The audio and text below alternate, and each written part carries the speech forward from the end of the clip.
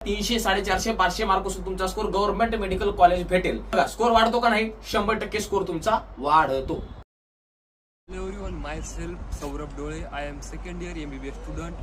So today Dr. Deepak have joined us. Dr. Deepak has secured 675 marks in NEET 2024. So he will guide you how to prepare in last 30 days. So Dr. Deepak, please introduce yourself. बघा सर्वांना नमस्कार. माझं नाव दीपक पाटील. मी सध्या महाराष्ट्रातील लोकमान्य टिळक मुंबई येथे लोकमान्य टिळक वैद्यकीय महाविद्यालय LTMMC आणि सायन हॉस्पिटल मुंबई येथे सेकंड इयरचा MBBSचा स्टुडंट आहे. आणि मला नीट 2024 मध्ये नीट 2024 मध्ये माझा स्कोर 675 होता. तर दीपक, आपला पहिला प्रश्न असा आहे की जसा एप्रिलचा महिना उजाडतो तसा नीटच्या विद्यार्थ्यांच्या मनात एकच प्रश्न उद्भवतो की माझा स्कोर हा 300 आहे, तर 300 वरून तो 500 पर्यंत कसा जाईल, किंवा माझा स्कोर 400 आहे तर 400 पासून तो 600 पर्यंत कसा जाईल. बघा आता ज्यांना प्रश्न आहे की समजा आता माझा स्कोर मॉक टेस्ट मध्ये पार्ट वाईज टेस्ट मध्ये 300 आहे, 350 आहे, 400, 500, म्हणजे 500 पासून तुमचा स्कोर 600 पर्यंत कसा जाईल, किंवा ह्या 300, 450, 500 मार्क असून तुमचा स्कोर गव्हर्नमेंट मेडिकल कॉलेज भेटेल एवढ्या मार्क पर्यंत तुमचा स्कोर कसा जाईल, हा प्रश्न जर तुम्हाला आहे. बरोबर. मला काय वाटतंय, तुम्ही माझं सिलेक्शन होईल का नाही, किंवा मला किती मार्क्स पडतील, किंवा पेपर नीट 2026चा अवघड येईल सोपा येईल, माझं सिलेक्शन होईल का नाही, ह्याचा विचार न करत बसता तुम्ही फक्त आणि फक्त आता काय करायला पाहिजे, अभ्यास. सगळ्यात महत्वाचा प्रश्न, आपलं सिलेक्शन होईल का नाही याच्याबद्दल आपण डिस्कशन कधी करायचं, जेव्हा आपला 3 मेला पेपर होईल त्या दिवशी संध्याकाळी 6 वाजता आपण त्याच्यावरती विचार करू की आपलं सिलेक्शन होणार आहे का नाही. आता आपल्याला तो विचार करण्यासाठी आपल्यापाशी टाइम नाही. आता फक्त आपला टाइम जो आहे आपल्याला 2 गोष्टीमध्ये युटिलाइज करायचा आहे, ते म्हणजे मल्टिपल टाइम रिव्हिजन, सिलेबसचा आपल्या मल्टिपल टाइम रिव्हिजन आणि पेपर देणं आणि त्याचं पेपर अनालिसिस करणं. आपल्याला ह्या 2च गोष्टी करायच्या. मग सर सिलेक्शन होईल का नाही, बघा तुम्ही तुमचा 100% एफर्ट्स द्यायला पाहिजे. जे तुमच्याजवळ लास्टचे 30-32 दिवस उरलेले आहेत ना, त्याच्यामध्ये तुम्ही तुमचं 100% एफर्ट्स द्यायला पाहिजे.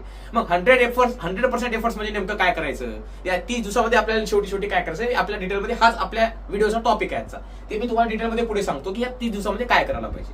तेव्हा सिलेक्शन होईल का नाही हे आपण सांगू शकत नाही, परंतु जर तुम्ही तुमचा प्रामाणिक प्रयत्न दिला, एक तुमचं जेन्युइन एफर्ट दिलं, तर तुमचं 100% सिलेक्शन होणार आहे, हे लक्षात घ्या.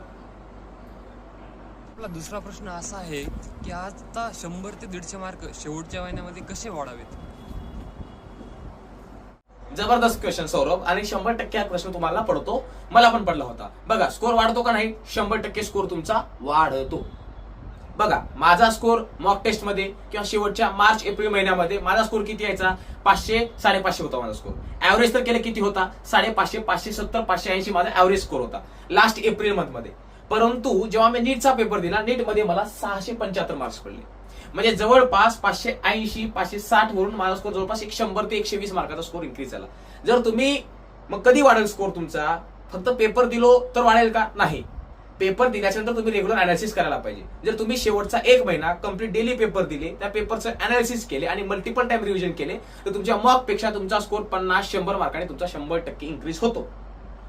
बघा ओव्हर थिंक करायचं नाही, तुम्हाला डेली पेपर द्यायचा आहे, एक पर पेपर मिस नाही करायचा. तुमचं रिव्हिजन हो न हो, ठीक आहे. आज एखादी टेस्ट आहे, त्याचं तुमचं सिलेबस आलेला आहे, त्या सिलेबस तुमचा 50% सिलेबस रिव्हिजन झालेला आहे, 50% तुमचा सिलेबस रिव्हिजन झालेला नाही, तरी सुद्धा तुम्हाला टेस्ट मिस करायची नाही, ती टेस्ट तुम्हाला द्यायची आहे. तर टेस्ट दिल्याच्या नंतर त्याचा अनालिसिस तुम्हाला 3 ते 4 तास करायचा आहे. पेपर तुमचा 3 तासाचा असतो, त्याचा घरी आल्याच्या नंतर तुम्हाला 3 ते 4 तास त्याचं रिव्हिजन करायचं किंवा अनालिसिस करायचं. हे तुम्ही कंटिन्यू शेवटचे 30 दिवस तुम्ही कंटिन्यू सायकल मेंटेन केली. काय करायचं, 2-3 गोष्टी. सकाळी उठायचं, रिव्हिजन करायचं, मग 2 ते 5 ऑनलाईनचा टायमिंग काय असतो, 2 ते 5 मध्ये असतो. ते 2 ते 5 मध्ये तुम्हाला डेली एक ऑफलाईन पेपर द्यायचं, शक्य असेल तेवढा ऑफलाईन देण्याचा प्रयत्न करा. ते पेपर दिल्याच्या नंतर संध्याकाळी घरी येऊन 1 तास ब्रेक घेऊन तुम्ही ते पेपरचं अनालिसिस करा. हे कंटिन्यू सायकल तुम्ही मेंटेन करायची. एवढं जरी केलं तरी तुमचा स्कोर 100 ते 150 मार्क्सनं इन्क्रीज होतो. एवढंच करायचं, दुसऱ्या काहीच गोष्टी नवीन करायचं नाही, नवीन ट्राय करायचं नाही, नवीन रिसोर्सेस वापरण्याची आवश्यकता नाही. तर दीपक, हा आपला दुसरा एक प्रश्न असा आहे की शेवटच्या महिन्यामध्ये नवीन टॉपिकचा अभ्यास केला पाहिजे की जे टॉपिक झालेत त्याचीच रिव्हिजन केली पाहिजे. नाही, बघा हे बघा, तुम्ही मॅक्सिमम सिलेबस संपवण्याचा ट्राय करा. समजलं का? एंडिंग पर्यंत तुम्ही सिलेबस करू शकता, बट तुम्हाला रिव्हिजन पण मल्टिपल टाइम करायचं, हे लक्षात ठेवा. त्याच्यामुळे मल्टिपल टाइम रिव्हिजनची सायकल तुमची कंटिन्यू राहायला पाहिजे आणि सिलेबस सगळं संपवण्याचा ट्राय करा. काय सांगता येते, जो सिलेबस ठीक आहे एखादे चॅप्टर आहे त्याच्यामध्ये तुम्ही सोपं केलं, जो सोपा टॉपिक वरच क्वेश्चन आला तर ठीक आहे, तुम्ही हार्डच्या नादामध्ये तुम्ही सोपं पण करणार नाही, बट त्या सोप्यावर क्वेश्चन आला तर तुमचा तो सॉल्व्ह झाला पाहिजे, हे लक्षात घ्या. त्याच्यामुळं सगळंच करण्याचा प्रयत्न करावा, कारण क्वेश्चन कुठून येणार हे आपल्याला माहित नसते. आता वर्षभर फिजिक्स केमिस्ट्रीचा अभ्यास केला आहे, आता शेवटच्या महिन्यामध्ये बायोलॉजीचा अभ्यास होईल का? नाही बघा, जवळजवळ तुम्ही कम्प्लीट वर्षभर काहीच बायोलॉजीचा अभ्यास केला नाही आणि फक्त एंडिंगच्या मंथमध्ये तुम्ही बायोलॉजी करतो म्हणताय, हे पॉसिबल नाही, होत नाही. हा, जर तुमचं बायोलॉजी झालेलं आहे पण तुम्ही रिव्हिजन करण्यासाठी एंडिंग मंथ चूज करताय, ते स्ट्रॅटेजी योग्य आहे. कारण बायोलॉजीचा अभ्यास तुम्ही एंडिंग मंथ मध्ये केलो, परीक्षेच्या समोर केलो तर ते इफेक्टिव्ह असेल. ठीक आहे, तुम्हाला एक्झाम मध्ये रिमेंबरिंग साठी ते सोपं जाणार आहे नक्कीच. कारण फिजिक्स केमिस्ट्री तुम्ही वर्षभर फिजिक्स केमिस्ट्री म्हणजे मॅथ सारखं आहे. ठीक आहे, तुम्हाला जर तो मॅथचा फॉर्म्युला समजला, त्याचं डेरिव्हेशन समजलं तर तुम्ही ते लक्षात ठेवू शकता, तेवढा प्रॉब्लेम येणार आहे. पण बायोलॉजी असा सब्जेक्ट आहे की तो लक्षात ठेवणार आहे. त्याच्यामुळे एंडिंगच्या मध्ये बायोलॉजी करतो तर ते स्ट्रॅटेजी योग्य आहे, परंतु फक्त एंडिंगच्याच मध्ये कव्हर होईल, वर्षभर तुम्ही काही केलं नाही तर ते कव्हर करणं होत नाही. आणि तुम्ही एंडिंगच्या मध्ये कम्प्लीट तुम्ही फिजिक्स केमिस्ट्रीला इग्नोर करताय, तसं पण चालत नाही. जास्त टाइम तुम्ही बायोलॉजीसाठी देऊ शकता, परंतु फिजिक्स केमिस्ट्रीला कम्प्लीट इग्नोर केलं तर मार्क्स नाही पडत, कॉन्फिडन्स नाही बिल्डअप होतो एक्झाम मध्ये. तुम्ही तेवढ्या कॉन्फिडन्सली तो क्वेश्चन एक्झाम मध्ये सॉल्व्ह नाही करू शकणार फिजिक्स केमिस्ट्री, हे लक्षात ठेवा. तर दीपक, तुला नीट मध्ये 2024 मध्ये 675 मार्क होते, 675. तर तुझी काय स्ट्रॅटेजी होती की लास्टच्या काही दिवसामध्ये शेवटच्या महिन्यामध्ये तू कसा अभ्यास केला होता, हे एकदा सांगून दे.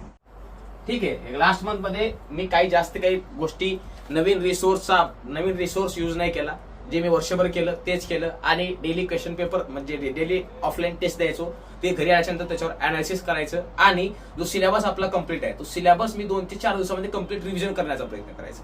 त्याच्यानंतर पेपर दिल्याच्या नंतर कमी मार्क्स यायचे. ठीक आहे, कमी मार्क्स आल्याच्या नंतर डिमोटिवेट न होता माझं कुठं चुकलं, ठीक आहे, मग ते चुकल्याच्या नंतर त्याच्यावर टाइम देणं, ते अनालिसिस करणं, मग ते एनसीआरटी मध्ये ते शोधणं, मग ठीक आहे एनसीआरटीचं मग डिटेल मध्ये अनालिसिस करणं त्या क्वेश्चनचं, माझा प्रश्न कुठून चुकला, ते चुकण्यामागचं कारण काय, त्याची कन्सेप्ट काय, मला समजली नाही का, मग ते नोटिंग डाऊन करणं, त्याच्यावरती कुठले पीवायक्यू आलेत का, मग हे डिटेल्ड अनालिसिस करायचं. ह्या 2-3 गोष्टी मी एंडिंग पर्यंत केलं, दुसरं काहीच नवीन गोष्टी ट्राय करायचं नाही. जास्त फोकस आपला पीवायक्यू वर असायला पाहिजे, पीवायक्यू बरोबर आपला फोकस पेपर अनालिसिस आणि जे डेली आपण टेस्ट देतो, ह्या 2च गोष्टी तुम्हाला रिपीटेड वे मध्ये सॉल्व्ह करायच्या आहेत. जो आपण मॉक टेस्ट मध्ये पेपर देतो ते प्लस पीवायक्यू, या 2-3 गोष्टी मेंटेन करायचं. प्लस फिजिक्स असेल, फिजिकल केमिस्ट्री असेल, त्याचं फॉर्म्युलाचं मल्टिपल टाइम रिव्हिजन करायचं तुम्हाला. बायोलॉजीची ओनली अँड ओनली यासाठी रिव्हिजन करायचं. ह्या 3 गोष्टी तुम्ही 3-4 गोष्टी रिव्हिजन करा. ह्याच्याशिवाय दुसरं एंडिंग मंथ मध्ये काहीच करण्याची आवश्यकता नाही आणि स्वतःवर कॉन्फिडन्स ठेवायचा आणि पेशन्स ठेवायचा. निगेटिव्ह थॉट्स येत आहेत, फॅमिली प्रेशर आहे, हे कसं हँडल केलं पाहिजे? किंवा पॅरेंट्स प्रेशर करतायत, पॅरेंट्सचा प्रेशर आहे तो तुम्हाला समजायला पाहिजे. तो कोणासाठी म्हणतात पॅरेंट्स, की तुमच्या भल्यासाठी. समजलं का? पॅरेंट्स तुमच्या भल्यासाठी बोलतात हे तुम्हाला समजलं पाहिजे. त्याच्यामुळं त्या तुमच्या भल्यासाठी तर त्या 1-2 गोष्टी तुम्हाला बोलत असतील किंवा तुमचा स्कोर दुसऱ्या विद्यार्थ्याशी कम्पेअर करत असतील तर ते स्वतःला वाईट वाटून घेण्याचं कारण आहे. कारण तुम्ही एवढे तरी मॅच्युअर आहात की पॅरेंट्स कोणासाठी बोलत आहेत, पॅरेंट्सचा त्याच्यामध्ये काही स्वार्थ आहे का, तुमचा नंबर लागण्यामध्ये पॅरेंट्सचा काही स्वार्थ आहे का, नाही. नक्कीच त्यांना तुमचा अभिमान वाटणार आहे. त्याच्यामुळं कुठेतरी प्रत्येक पॅरेंट्सची आपली इच्छा असते की आपलं लेकरू डॉक्टर बनलं पाहिजे, आपलं नाव मोठं केलं पाहिजे, इंजिनियर बनलं पाहिजे, खूप मोठा झाला पाहिजे, असं पॅरेंट्सला वाटते. त्या भावनेने ते आपल्याशी बोलतात. त्याच्यामुळं त्याच्याकडे एवढं जास्त तुम्ही लक्ष नाही द्यायला पाहिजे किंवा त्याचं एवढं मनावर टेन्शन नाही घ्यायला पाहिजे. ते कुणासाठी बोलतात पॅरेंट्स, आपले पॅरेंट्स आपल्यासाठी बोलतात.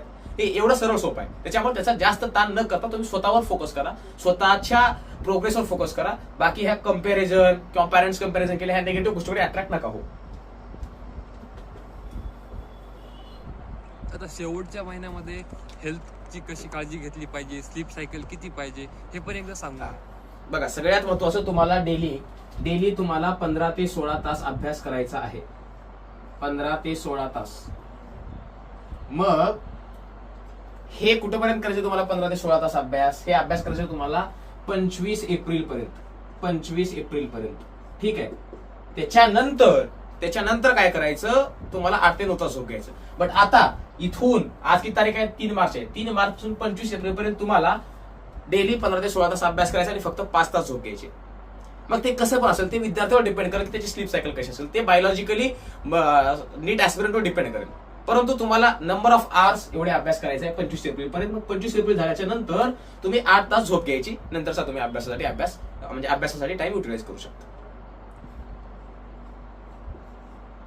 ऑइली फूड तुम्ही टाळा, ठीक आहे. ऑइली फूड, त्याच्यानंतर मसालेदार पदार्थ तुम्ही 100% टाळायला पाहिजे. एंडिंग डेज मध्ये खायला नाही पाहिजे. किंवा तुम्ही जेवण करते वेळेस एक 5 to 6 टाइम मध्ये, 5 ते 6 टाइम मध्ये जेवायला पाहिजे. एकदाच जेवायचं नाही, 5 to 6 टाइम जेवण म्हणू शकतो आपण. ह्या 2-3 गोष्टी मेंटेन करा. त्याच्यानंतर आता उन्हाळ्याचे दिवस आहेत, त्याच्यामध्ये तुम्ही फ्रुट्स ट्राय करू शकता. फ्रुट्स, ठीक आहे.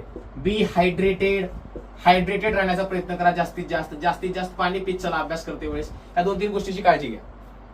असं काही ह्याच्याशिवाय तर काही विशेष आपल्याला काही करण्याची आवश्यकता नाही. जे आपलं इंडियन आहे ते आपण चालू ठेवायचं.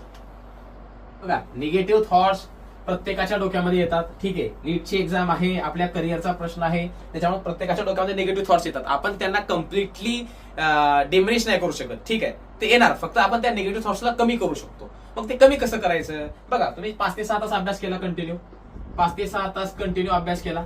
त्याच्यानंतर काय करायचं? एक 10 ते 15 मिनिटाचा ब्रेक घ्यायचा. मग सर, ते 10 ते 15 मिनिटांमध्ये काय करायला पाहिजे? मग ते 10 ते 15 मिनिटांमध्ये तुम्ही कुठतरी एक देवाचं मंदिर आहे, समजा तुम्ही ज्या कुठल्या देवाला मानता, हिंदू, मुस्लिम, शीख, जैन, तुम्ही कुठल्या धर्माचे असत ते 10 ते 15 मिनिट तुम्ही तिथं एका मंदिरात जाऊन तुम्ही बसायला पाहिजे, शांत, एकटे, ठीक आहे. तिथे जाऊन तुमच्या कुठलाही ज्या देवाला तुम्ही मानता त्या देवाच्या पाशी जाऊन तुम्ही प्रार्थना करायला पाहिजे. मग ह्या 10 ते 15 मिनिटांमध्ये काय होते? तुमची एनर्जी रिस्टोर असते, म्हणजे मेंटेन असते, ठीक आहे. समजलं का? तुमचा ब्रेन फ्रेश होतो, रिफ्रेश होतो. त्याच्यामुळे असे 10 ते 15 मिनिट तुम्ही जाऊ शकता. किंवा एका नेचर, एक बगीचा असेल समजा तुमच्या राहण्याच्या ठिकाणी, तिथं तुम्ही जाऊ शकता. बाल्कनीमध्ये थोडं 10 ते 15 मिनिट टाइम स्पेंड करू शकता. तिथं काहीच अभ्यास करायचा नाही, कुठलाच विचार करायचा नाही, शांत जाऊन एकाग्रचित्तेने तुम्ही कॉफी घेत, चहा घेत तुम्ही थांबू शकता. असं केल्याने काय होते? तुमची एनर्जी मेंटेन राहते आणि ब्रेन रिफ्रेश राहतो.